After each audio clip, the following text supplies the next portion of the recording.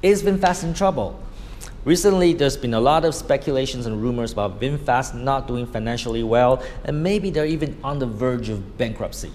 Today, we're going to talk about that. Let's go.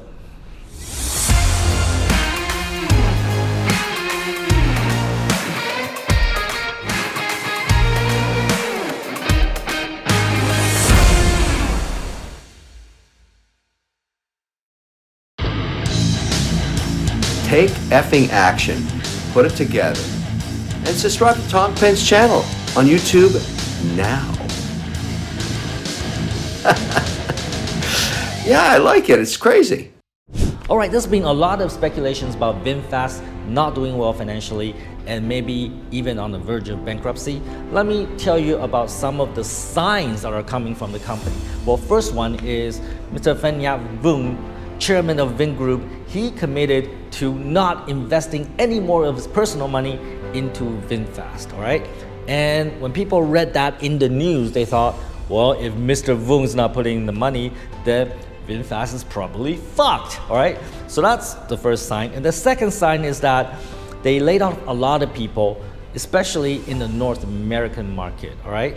There's been a lot of layoffs, especially earlier this year in the North American group. And they even consolidated the Canadian operation and the US operation to make that into one. And by doing so, they're able to lay off some more people. And again, when VinFast did that, people thought maybe they're not doing financially well. And another sign that they're not doing well is that the US factory they plan to establish, to build in North Carolina, well, it is not going well, all right? Their plans keep on getting delayed. People thought, hey, maybe they don't have the money to build the factory, all right?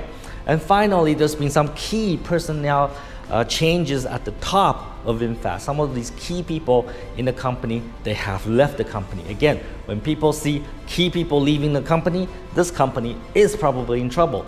So all these signs indicate that this company probably is in trouble. So let me give you my interpretation of all these signals and what is really happening in VinFast. So first of all, there's been a lot of layoff. Well, you know what?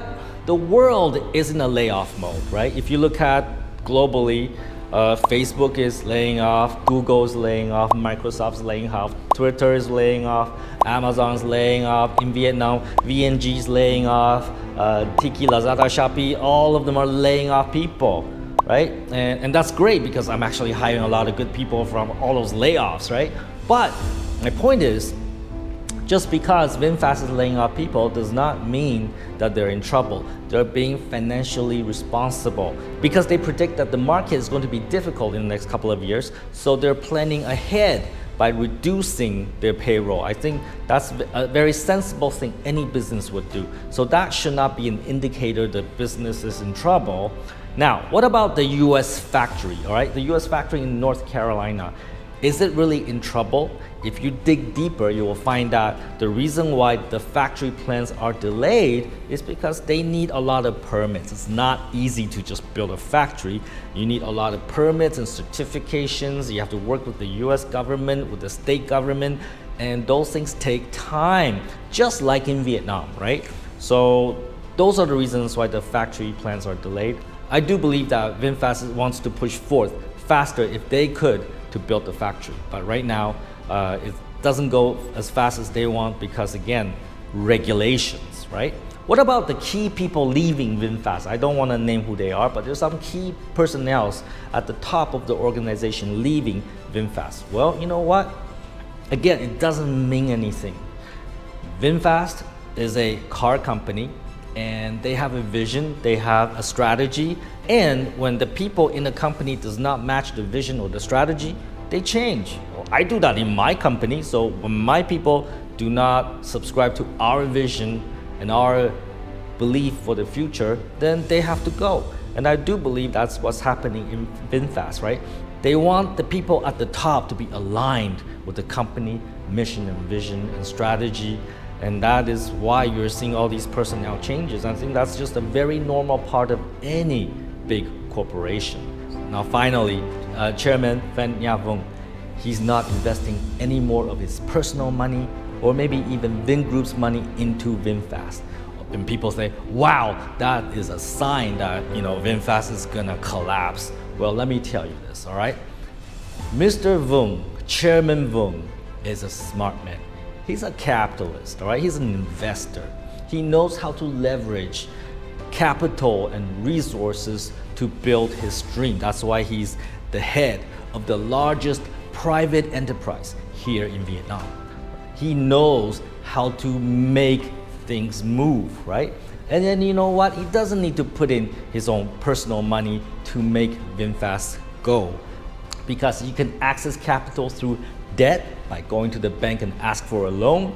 He can access the capital through equity financing by selling shares and stocks, by doing an IPO. He can get the money by various third-party financing options. In fact, he doesn't even need to put in his own money. Any good capitalist would leverage other people's money.